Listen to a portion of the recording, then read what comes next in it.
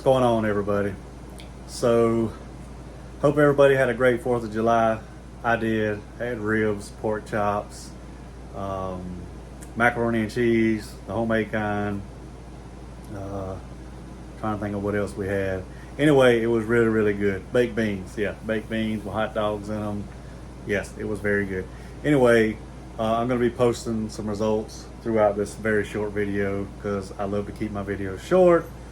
No need to rant about stuff that has nothing to do. And my dog, it is lightning outside, so she is right up under my feet.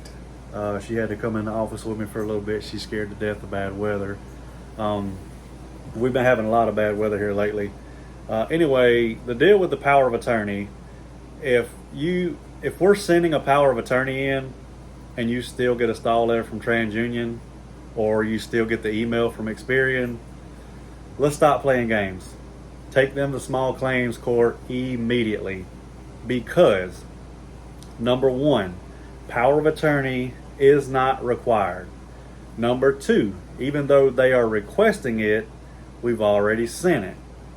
Now, I'm still telling y'all, if you want to maximize your results and make it a lot easier to sue the credit bureaus for not doing their job, the best thing to do is for me to email you the letters, print them out, go have them notarized, and then send them via certified mail.